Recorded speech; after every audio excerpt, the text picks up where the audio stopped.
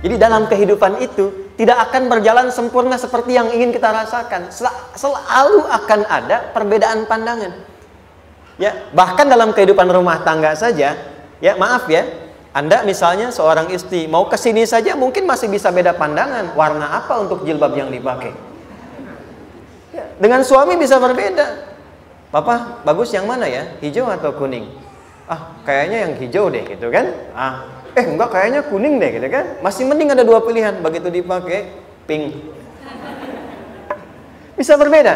Anak bisa berbeda. Jadi kesan pertama yang ingin dibangun bahwa dalam kehidupan sudah pasti akan ada keragaman pandangan.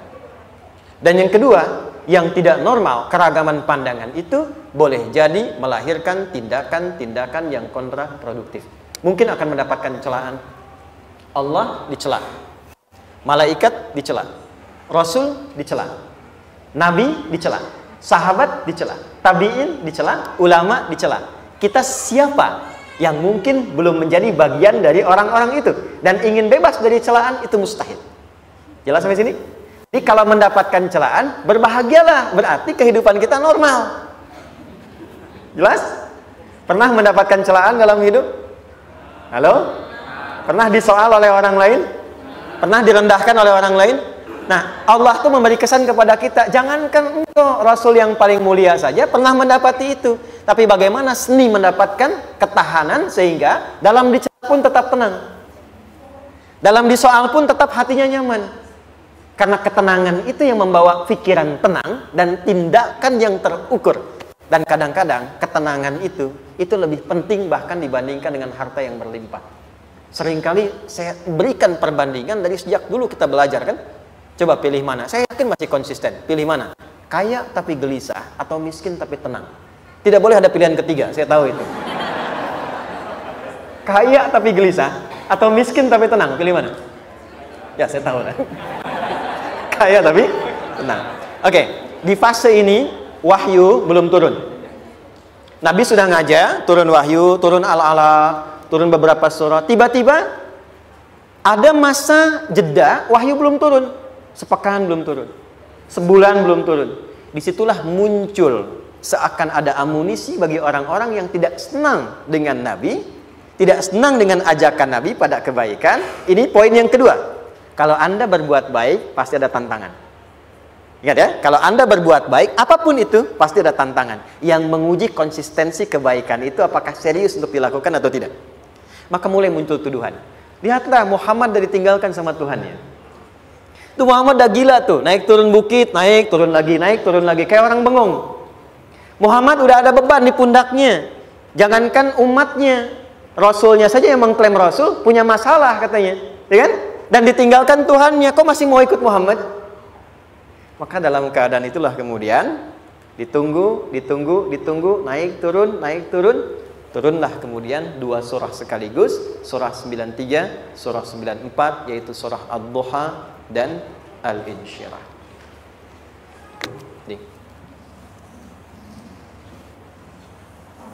Oke. Ini materinya dahsyat ya. Penting sekali, saking pentingnya ini cepat habis tuh. Sekali lagi. Jazakallah khair. Lebih kelihatan ya. Baik, yuk pelan-pelan.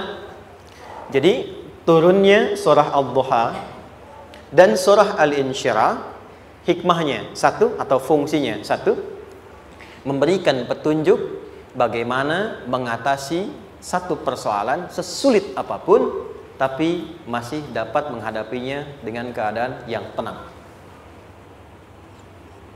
Satu surah ini atau dua surah ini diturunkan untuk membimbing setiap hamba menuju kepada ketenangan hati. Dua, membangun kekuatan mental sehingga dalam situasi apapun dia tetap kuat mengatasi berbagai persoalan kehidupan. Nanti terapannya banyak, di bisnis ada. Nanti saya turunkan contohnya. Kadang-kadang ikut tender, sudah bagus, sudah menang, tapi proyeknya diambil orang. Ada yang begitu? Nanti ada ayatnya, ada. Nanti kita turunkan. Udah siap-siap, kan pengen melamar, ternyata keduluan orang, gitu kan? Udah siap-siap, pengen dapat ini, mau lulus, ternyata nilainya nggak seperti yang diharapkan. Muncul, ada, selalu ada demikian. Nanti kompleksitasnya banyak. Tapi dua surah ini kalau kita bisa kuasai artinya dengan baik, pahami dengan benar, maka akan ada sesuatu yang beda yang terasa dalam jiwa kita dan kesiapan mengatasi setiap persoalan dalam kehidupan. Yuk kita baca dulu ya supaya dapat keberkahannya dari dua surah ini. Saya bacakan, Anda ikuti ya. A'udzu billahi minasy syaithanir rajim.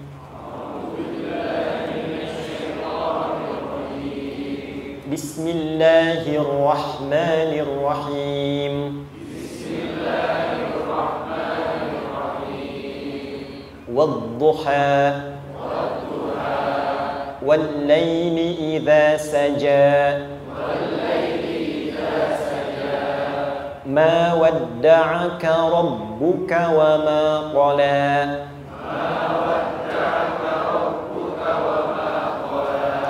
ما ودعك ربك وما قلى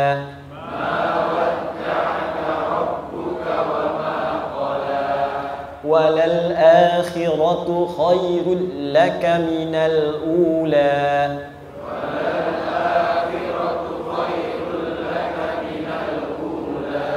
ولسوف يعطيك ربك فترضى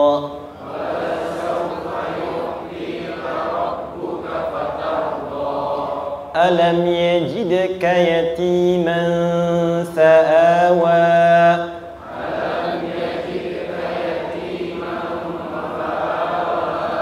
ووجدك ضالا فهدى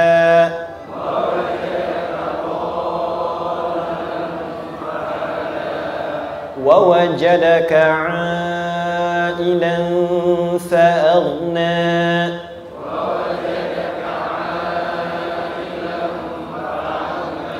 فأما اليتيم فلا تقهر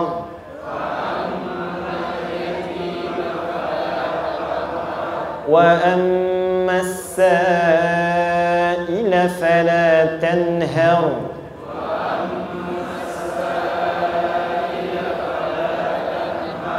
وأما بنعمة ربك فحدث.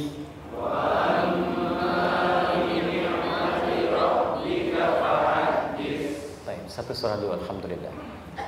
Izin saya bacakan tadi untuk diikuti supaya setidaknya kalau kita pulang dan ditanya bagaimana hidupmu engkau jalani, seperti apa engkau berinteraksi dengan Quran yang telah aku turunkan, maka kita pernah menjawab, ya Allah kami pernah baca akan itu.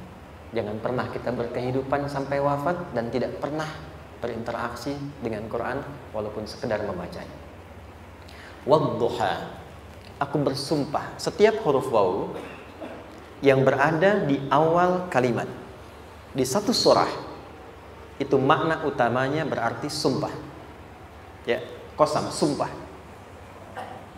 Seringkali diartikan demi, ya. Wal asri, demi masa. Wal fajri, demi waktu fajar. Wal laili, demi malam. Intinya sumpah. Sebentar, pelan-pelan. Kalau Allah menyampaikan sesuatu kepada kita, yakin tidak? Saya ulang, yakin tidak? Serius? Hah? Kalau yakin, kenapa tidak dilakukan? Ya, itu pertanyaan besar ya. Baik. Kalau Allah menyampaikan, tidak bersumpah pun, harusnya kita yakin.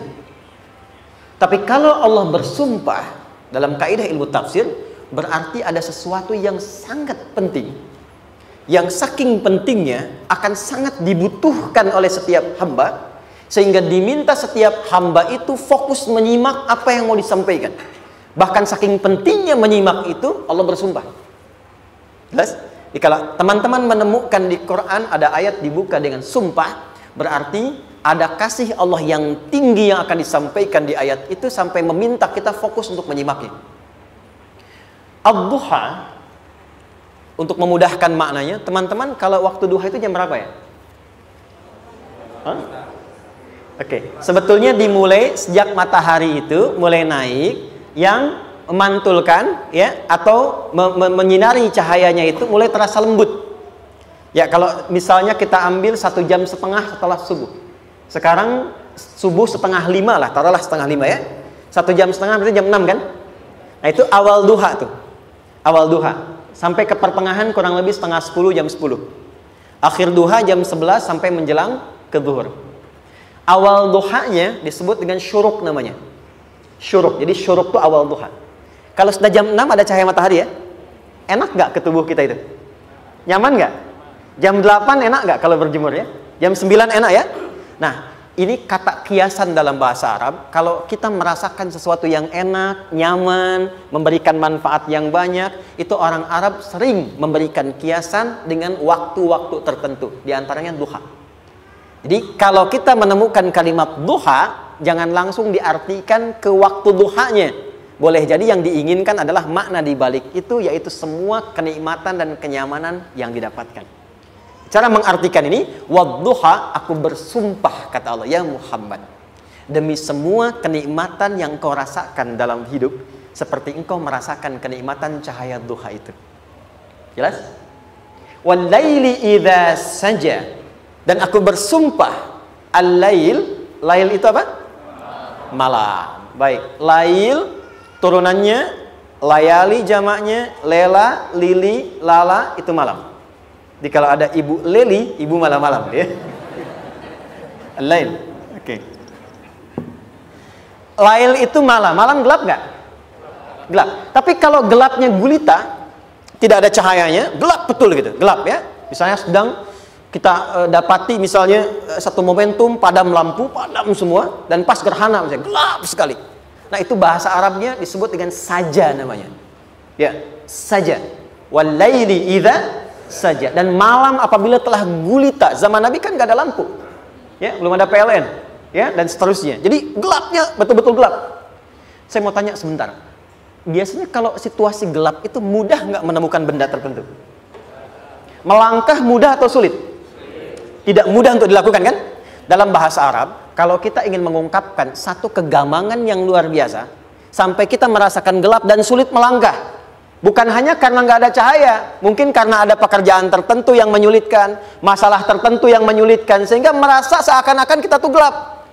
Makan nggak enak, melangkah susah. Pernah nggak merasakan situasi yang saking beratnya satu beban itu seakan-akan makan nggak mau, melangkahnya berat, ada vertigo, kadang-kadang pusing.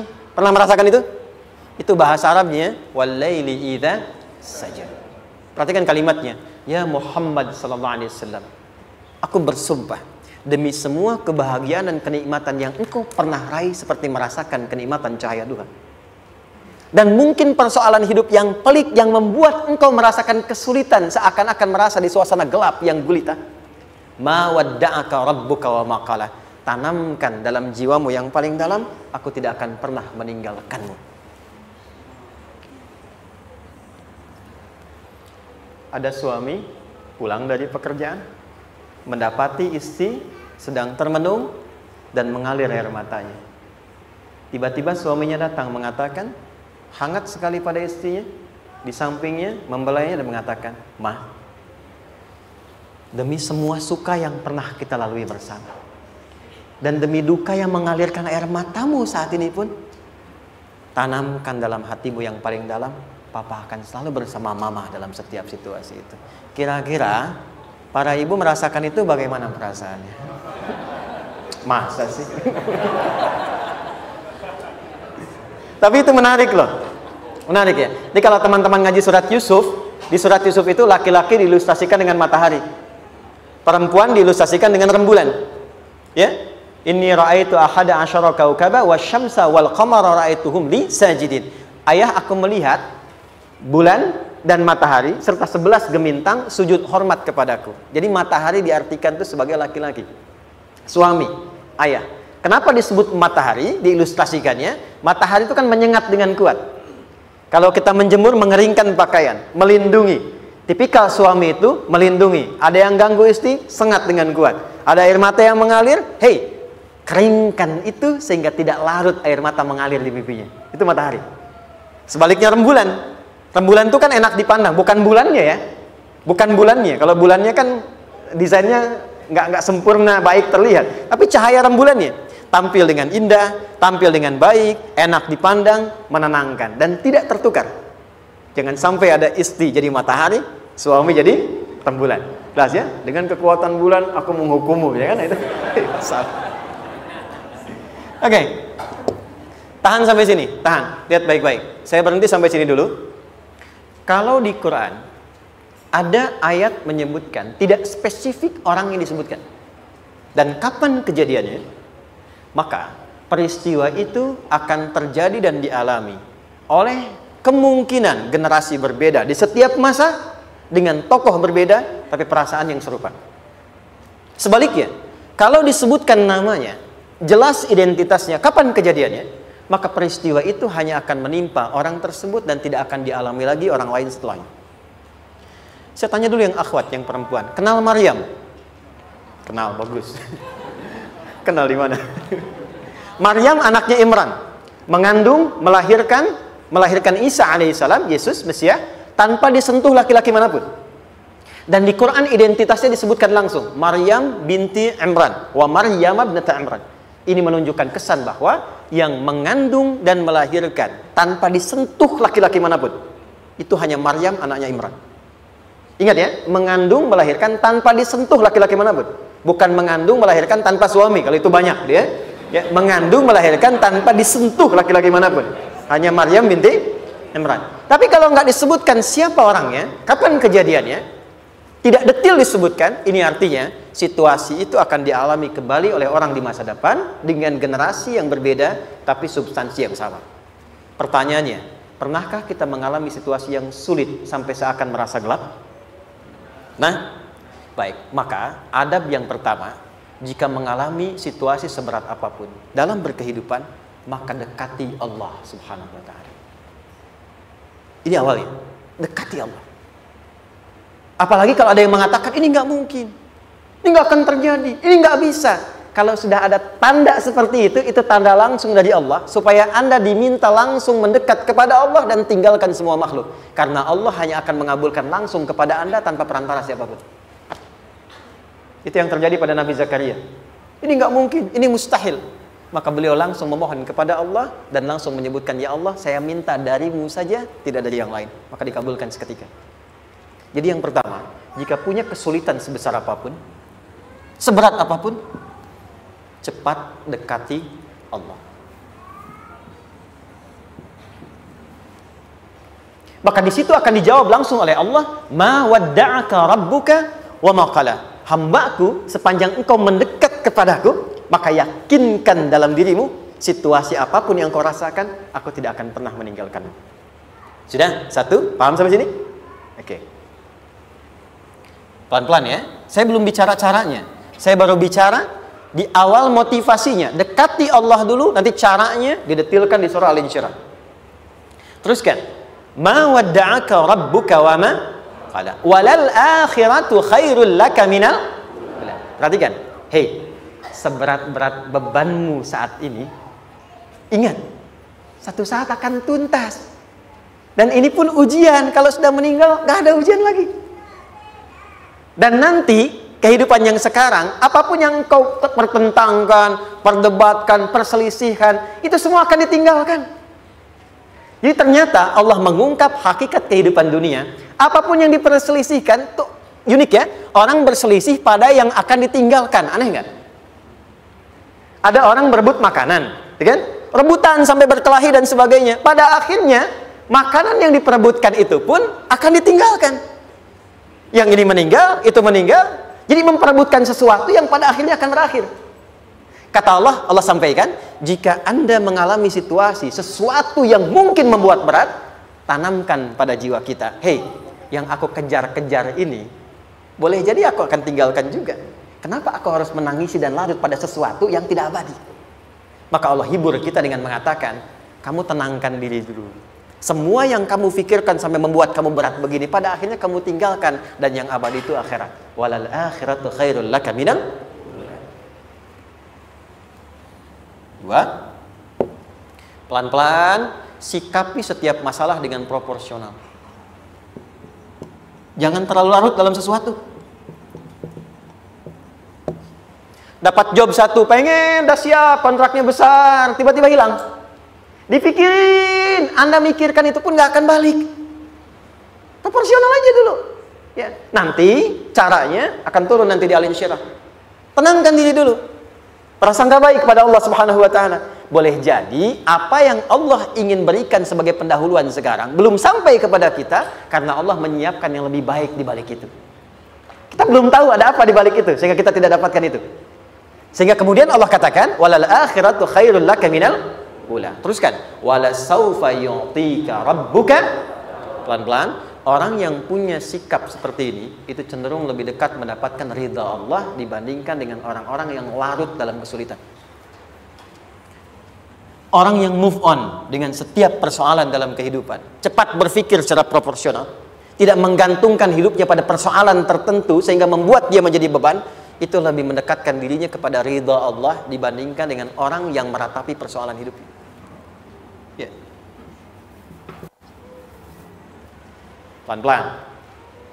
Jadi spiritnya, kalau punya masalah apapun, jangan dilarutin terus. Gak usah diratapi, cepat move on.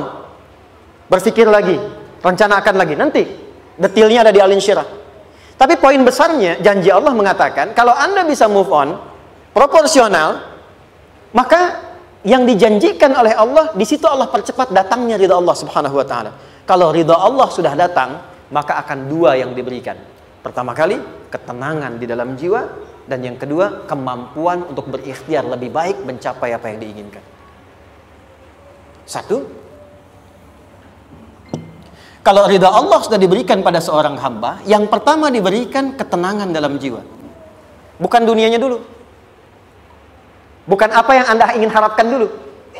Pengen sesuatu, ya, pengen materi, pengen kedudukan, pengen lulus anaknya ujian, ya kan? Tiba-tiba terjadi sesuatu, diratapin, alih-alih meratap, alih-alih membuat status, alih-alih menyulitkan diri, kata Allah, terima dulu proporsional. Setelah itu dekatkan diri kepada Allah, turun ridha Allah, begitu turun yang pertama diberikan ketenangan kepada hati. Tenang dulu. Kalau sudah tenang, nanti dibimbing menyelesaikan apa yang sedang dihadapi itu. Itu poin yang ketiga. Pelan-pelan. 4. Kita masuk ke detail sekarang. Perhatikan baik-baik. Ini yang paling menarik. Alam yajidka yatiman fa'awa. Muhammad SAW, bukankah dulu engkau yatim? Punya banyak masalah? Aku selesaikan juga. Ayahmu meninggal sebelum lahir, ada ibu. Ibu meninggal, ada kakek. Kakek meninggal, ada paman. Ya kan? Ada teman yang menemani Sayyidah Khadijah. Teman yang setia. Semua kebutuhan tersedia. Artinya Pak, perhatikan baik-baik. Kalau Anda punya masalah sekarang, jangan sampai melupakan yang dulu-dulu pun pernah tuntas Allah selesaikan. Jadi kalau sekarang sedang punya persoalan, jangan sampai satu masalah ini membuat Anda kehilangan harapan dan kehidupan. Sementara Anda sadar, dulu pun banyak masalah kok selesai juga. Kenapa dengan yang satu ini kita harus jatuh? Sekarang usia berapa? 20, 30, 40, 50. Sekarang usia 50 tahun, ada masalah, baru 5 menit datang sudah merasa jatuh. Yang 50 tahun ke belakang yang banyak selesai itu kita nilai atau tidak? Maka kata Allah, seperti yang dulu pernah aku selesaikan ribuan masalah itu, yang sekarang pun mudah aku tuntaskan. Jelas? Nah, secara psikologi, orang-orang yang selalu bertindak seperti itu akan selalu punya harapan lebih tinggi untuk menyelesaikan persoalannya.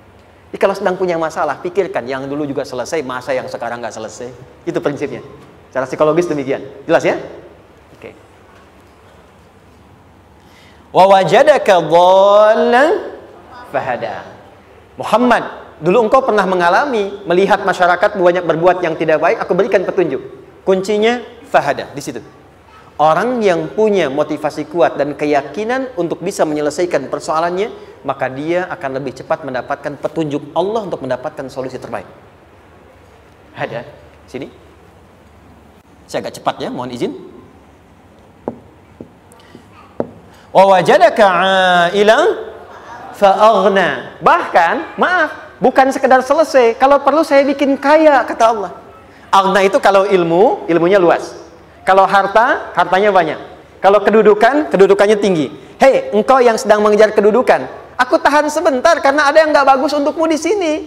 Tapi kalau kamu terima, aku angkat itu lebih daripada apa yang kamu harapkan. Kamu pengennya bintang 2, aku naikkan sampai bintang 4. Kalau perlu 5 sekalian.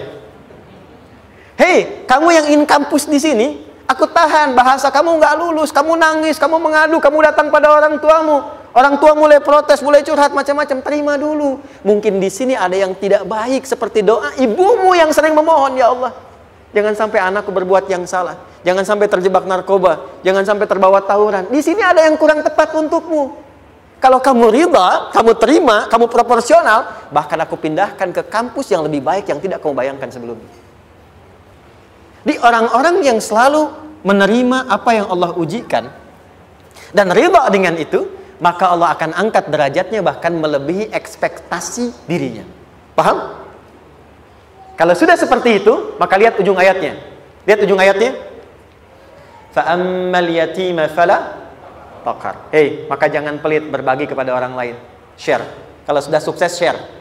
Berbagi, bukan hanya materi, bagi ilmunya, ya, bagi kebahagiaannya.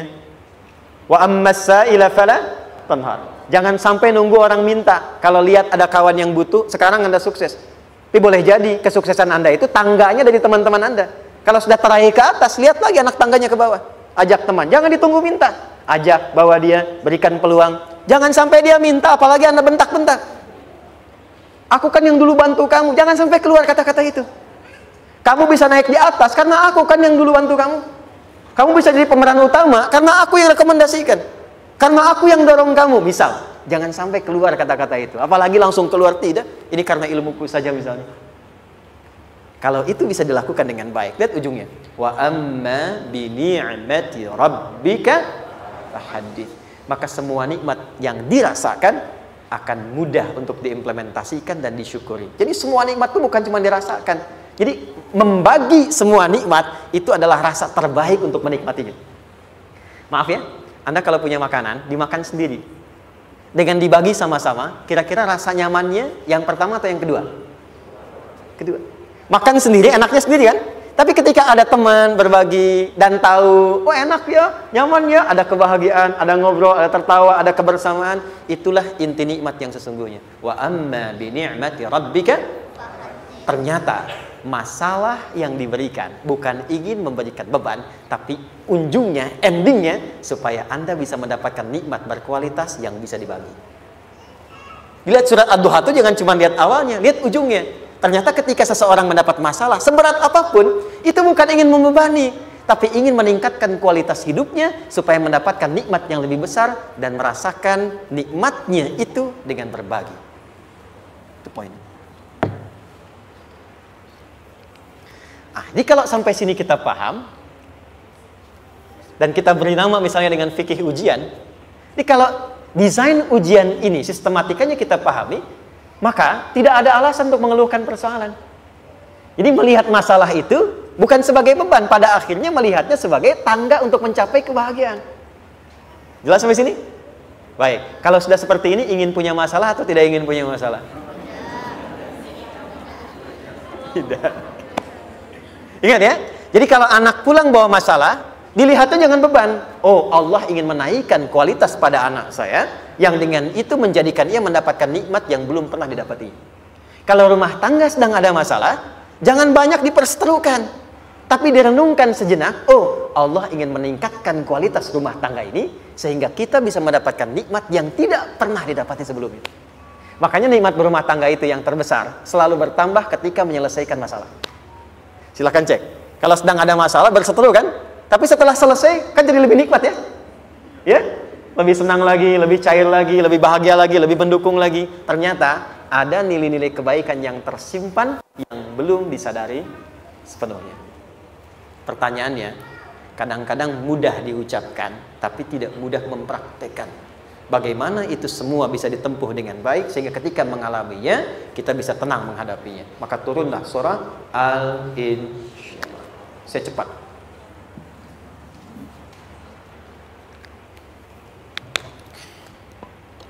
Teman-teman, ini apa? Kelas ya? Baik, pelan-pelan sedikit. Kira-kira volumenya besar kecil? Kecil ya? Baik. Kalau saya bandingkan dengan gayung, volumenya besar mana? Gayung ya? Baik. Kalau ini saya perlebar, sehingga bisa memasukkan apapun ke dalamnya, itu bahasa Arabnya disebut dengan insyirah namanya. Jelas? Meluaskan sesuatu sehingga terlihat lapang, sehingga memudahkan setiap hal masuk ke dalamnya. Itu insyirah namanya. Surah ini diberi nama dengan surah Al-Insyirah, yang berarti sesuatu yang lapang, yang tenang, yang nyaman. Yang diharapkan dengan keadaan hati yang lapang, nyaman, tenang itu, segala persoalan yang dihadapi dalam kehidupan akan mudah diterima dan tidak berdampak besar dalam menyikapinya. Maka bagaimana kemudian Allah memberikan turunan-turunan petunjuk supaya apa yang diharapkan ini bisa tercapai? Satu, izin mengilustrasikan. Saya kasih cerita sebentar. Ada seorang anak muda, kisah ini sangat viral, hampir setiap kita bisa mendapatinya. Datang kepada seorang kakek tua di sisi danau yang jernih sekali airnya. Dia berkeluh kesah tentang persoalannya. Dia katakan, saya punya masalah begini. Berat sekali terasanya. Kakek itu kemudian permisi, dia hanya membawa 2 genggam garam. Kemudian beliau bawa 1 gelas, ilustrasinya seperti ini. Dimasukkanlah kemudian garam itu ke gelas itu. Lalu diambil 1 gelas air yang jernih tadi, dengan garam segenggam. Kata beliau, minum. Pemuda itu mengatakan, wah asin, minum aja dulu. Lalu ketika diminum, langsung ditumpahkan. Dia muntahkan asin katanya. Lalu setelah itu kakek yang tadi melepaskan segenggam sisanya, dilempar ke danau tadi yang luas. Lalu diambil lagi dengan gelas yang sama. Sekarang minum. Bagaimana rasanya? Segar, enak, nyaman. Itulah hatimu. Kalau hatimu sempit sesempit gelas ini, maka masalah sekecil apapun akan selalu menghadirkan kesulitan seperti engkau menelan garam tadi. Tapi kalau hatimu luas, sebesar apapun masalah, tidak akan pernah berdampak pada dirimu kecuali engkau mampu menyusun rencana untuk mengatasinya.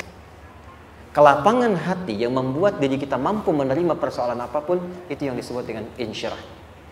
Makanya dulu tahun 90-an ada sinetron Hati Seluas Samudra gitu ya. Saya pernah tahu itu. Sama anaknya diapa-apain juga, oh masih aja ya menerima gitu. Dulu siapa ya? Jeremy Thomas dan lain-lain ya. Saya kira ada gitu. Ya, saya kira itu ya. Saya pernah lihat sejenak ya. Saya jarang-jarang nonton itu. Pernah lihat aja. Saya senang riset. Jadi kalau riset itu ada riset dakwah, ada riset materi. Saya teman-teman yang musik gitu ya. Saya tidak terlalu dekat dengan musik karena saya di Quran gitu. Tapi untuk mengetahui hukum musik itu bagaimana, saya riset. Sampai ke notasi saya tahu. C, D, F, G, A, B, C, G, A, B, C, D, F, G, D, F, G, A, B, C, D, A, B, C, D, F, G, A, F, G, A, B, C, D, E, B, C, D, E, F, G, Ais, B, F, G, Ais, B, C, D, Ais, Fis, C, D, Ais, Fis, G, Ais, Bis, Cis. Gitu kan ya? Ya? Tapi kalau diminta piano, gitar, ini saya nggak bisa. Ya, tapi untuk menentukan hukum, nah kita bisa paham gitu. Misalnya boleh nggak baca Quran pakai langgam Jawa gitu kan? Nah hukumnya apa? Nanti dari teori itu muncul. Ya, paham ya? Nah, oke, balik sini. Perhatikan baik-baik. 1, saya agak cepat. Ini ditafsir langsung turun Al-Insyirah. Yang pertama, alam nashrah laka sadrak wa wada'na anka wizrak alladhi anqadha dhahrak. Tahan sampai sini dulu, 3 ayat. Saya mulai dari ayat kedua dan ketiga. Perhatikan baik-baik. Wa wada'na anka wizrak alladhi anqadha dhahrak. Artinya apa? Artinya satu beban yang diletakkan di pundak yang berpengaruh kepada semua bagian tubuh. Kita pernah melakukan atau melihat yang angkat beban ya? Beban kan semakin berat diangkat, semakin terasa ke bagian-bagian tubuh ya, ke semuanya. Nah, itu namanya wizrak alladzi anqadha dhahrak. Beban yang dipikul yang berat sekali sampai semua merasa. Makanya jadi satu ungkapan dengan mengatakan dia sedang memikul beban yang sangat berat. Sampai kepalanya pusing, tidur nggak nyaman, miring kanan, miring kiri. Itu namanya ya alladzi anqadha dhahrak. 1. Saya percepat, akan ada satu masa dalam hidup setiap hamba merasakan satu persoalan yang seakan-akan beban berat yang dipikul sampai merasa kesulitan dari ujung kepala sampai ujung kaki. Siapapun itu. Jujur ya, setiap kita tanyakan pada diri sendiri. Setiap kita yang ada di sini, saya yakin pasti pernah atau bahkan akan mengalami satu peristiwa yang merasakan beban berat sampai seakan-akan ujung kepala sampai ujung kaki merasakan sakitnya. Ada yang sudah mengalami atau bahkan nanti akan ada yang melalui. Perhatikan baik-baik. Teruskan ayatnya. Wa rafa'na laka. Perhatikan. Kalau ada yang sedang merasakan itu, yakinlah kata Allah, pada saat itu sesungguhnya Allah sedang mengangkat derajatnya dan meningkatkan kualitas hidupnya untuk mencapai sesuatu yang istimewa yang belum pernah diraihnya. Dari sini kita buat persamaan. Ujian, perhatikan, berbanding lurus dengan harapan, banding lurus dengan solusi nanti pada akhirnya. Fokus. Lulus di sini, insya Allah setiap persoalan akan lebih mudah untuk diatasi. Ujian, seberat apapun yang sedang kita alami, tidak akan pernah diberikan kepada kita oleh Allah, kecuali ternyata hikmahnya untuk mengabulkan harapan-harapan besar yang sebetulnya kita mintakan. Jujur ya, setiap kita kan sering punya permohonan ya, sering berdoa ya. Ya Allah minta ini, minta itu, minta ini, minta itu, gitu kan? Nah, cara Allah mengabulkan harapan kita itu, yang pertama, jalurnya lewat ujian. Karena semua kesuksesan itu, desain dasarnya adalah melewati ujian. Coba, anak-anak kita yang sedang sekolah itu, apa mungkin diwisuda dengan penuh kebahagiaan kalau nggak mengalami ujian? Hah? Lewat ujian dulu kan? Dia belajar dulu, ujian dulu, ngatasin soal dulu, lulus, baru wisuda. Apakah mungkin akan dapat IPK 4 yang diharapkan kalau tidak mengalami ujian?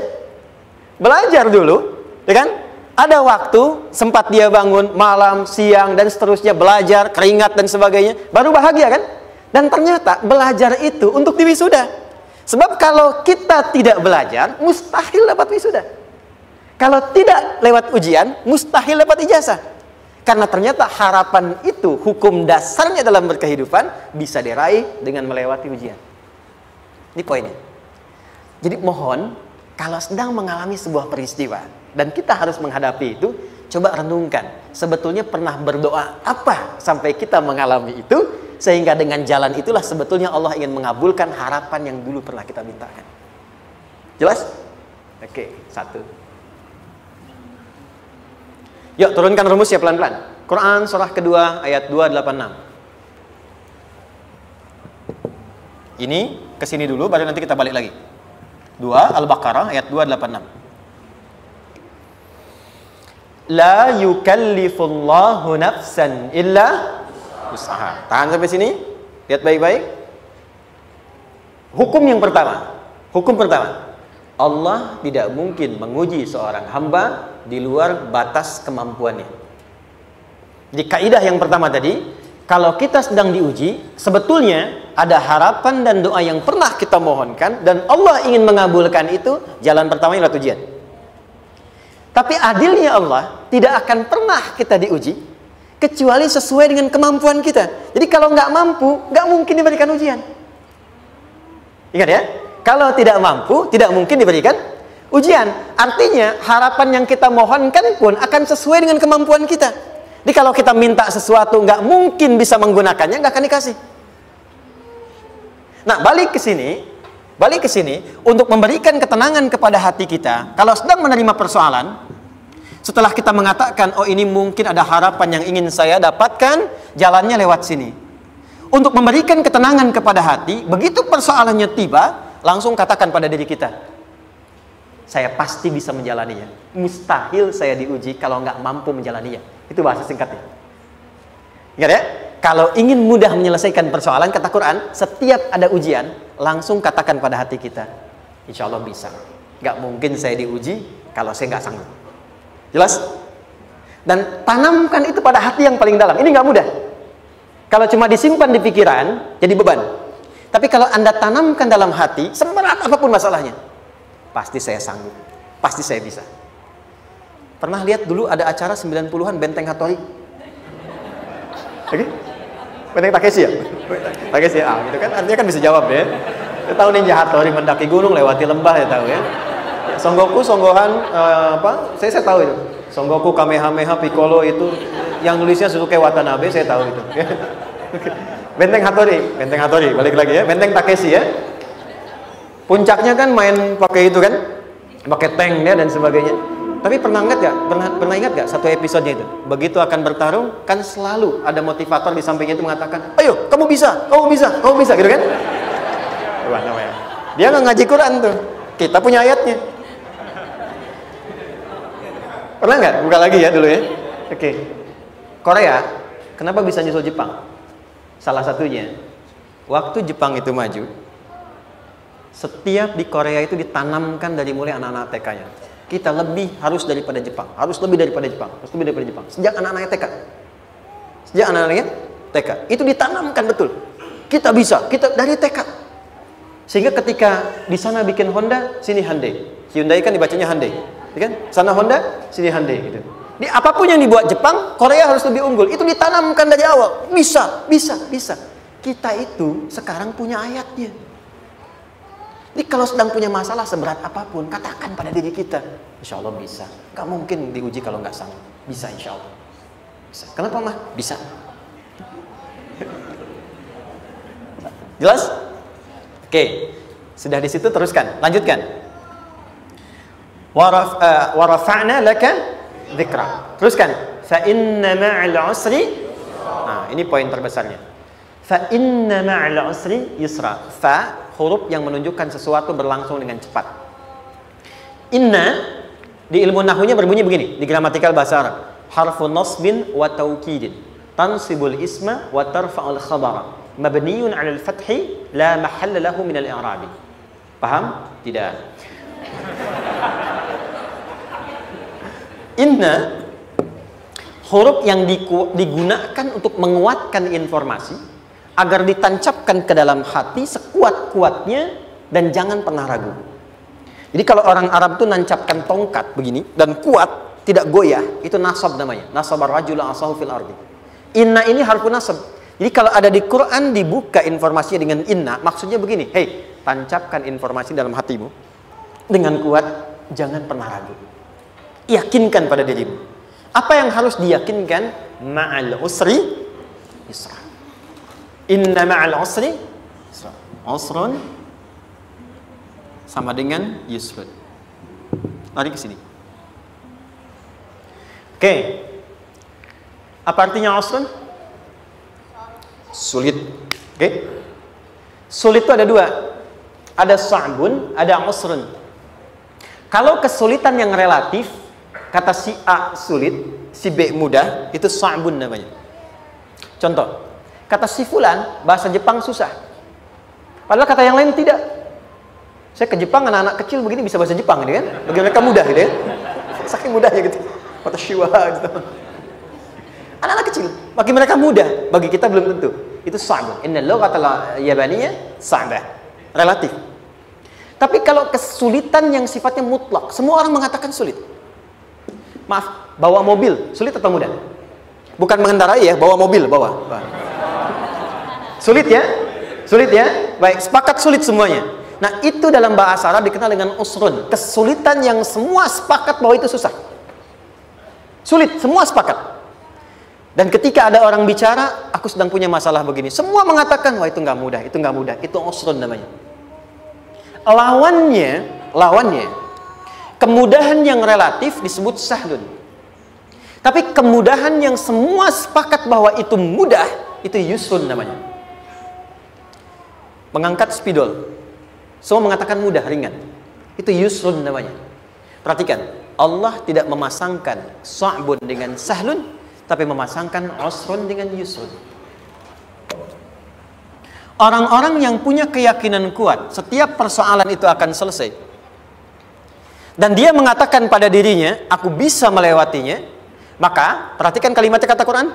Inna ma'al usri yusran. Sesulit apapun masalah yang sedang dia alami, maka Allah akan datangkan solusi semudah-mudahnya yang bisa dia nikmati.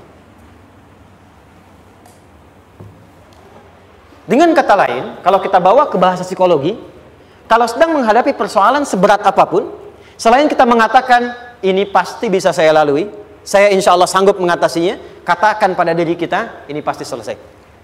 Pasti ada solusinya, pasti mudah. Katakan, walaupun memang solusinya belum datang, tapi tenangkan pada diri kita dengan mengatakan, inna ma'al usri yusra. Bahasa psikologinya, katakan pada diri kita, ini pasti selesai. Nggak mungkin nggak selesai. Pasti ada solusinya. Pasti mudah. Itu lebih memberikan harapan pada diri kita untuk menuntaskan persoalan dibandingkan dengan meratapinya. Jelas? Teruskan. Fa inna ma'al usri. Kalau masih ragu kata Allah, katakan lagi sekali lagi. Sampai hati kita merasa nyaman. Jadi kalau sedang punya persoalan seberat apapun, tanamkan pada diri kita, pasti selesai. Belum nampak, insya Allah pasti selesai. Gak mungkin diuji kalau nggak ada solusi. Itu lebih memberikan harapan. Setelah itu, fa'idha faraghta, mitigasi masalahnya, mitigasi persoalannya. Tuliskan, ini masalahnya apa? Rumah tangga. Apa saja misalnya, dia ada suami, ada istri, ada anak-anak. Masalah ada di mana? Kadang-kadang menangnya jadi kusut karena satu-satu nggak segera diselesaikan. Maka kata Al-Quran, fa'idha faraghta. Satu-satu mitigasi dulu. Satu masalah di sini, lihat di suami, lihat di istri. Kalau pekerjaan, masalahnya apa? Sebelum bercabang kemana-mana, petakan. Apakah rekanannya? Apakah relasinya? Apakah kemampuannya? Apakah manajerialnya? Apakah marketingnya? Mitigasi, kotaki semua, selesaikan satu-satu. Setelah itu, apa yang dilakukan? Wa ila rabbika, tawakal sepenuhnya kepada Allah untuk menentukan hasilnya. Tawakal itu yang paling mahal.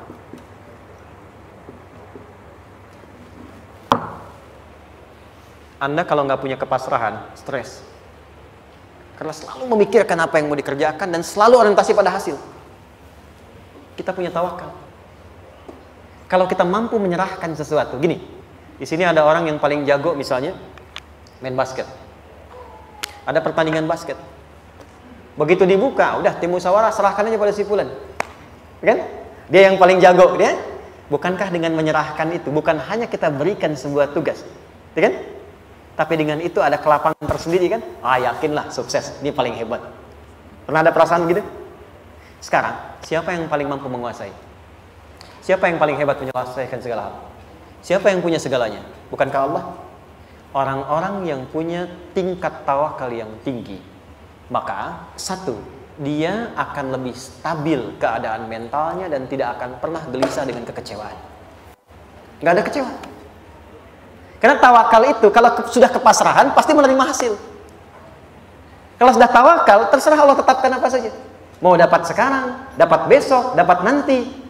Puncak yang paling tinggi, tugasmu hanya berikhtiar semampu yang bisa dilakukan. Selanjutnya biarkan Allah menetapkan apa yang menjadi bagian dari maslahat kehidupan kita. Saya tutup. Cara Allah menjawab harapan kita ada 3. 1. Memberi langsung apa yang kita mintakan. 2. Menunda itu sampai kita siap menerimanya. 3. Mengganti apa yang kita inginkan dengan apa yang kita butuhkan. Saya ulang ya. 1. Memberi langsung apa yang kita mohonkan. Misal, ya Allah saya ingin A misalnya, anak saya pengen ke ITB. Tapi nggak mungkin tiba-tiba langsung masuk ITB kan? Pasti lewat ini dulu kan? Ada ujian dulu, ikut tes dan seterusnya diterima sesuai. 2, kadang menunda sesuatu sampai dia sanggup menjalaninya. Anda punya anak usia 5 tahun, pengen diberikan motor. Anda mampu untuk memberi motor, dikasih nggak? Tidak. Sampai dia sanggup mengendarai motor, baru Anda berikan. Terkadang ada yang kita minta sekarang, tidak didapati sekarang. Tapi ternyata tahun depan kita dapat. Kita harus sadar bahwa anugerah yang kita dapatkan tahun depan itu sebetulnya adalah hasil doa kita di tahun ini. Pernah dengar nggak kisah viral? Nabi itu berdoa baru dikabulkan setahun setengah. Setahun 6 bulan. Padahal itu Nabi loh. Kiblat pertama kita kemana? Palestina kan? Baitul Maqdis kan? Nabi berdoa, mohon terus nengok ke langit.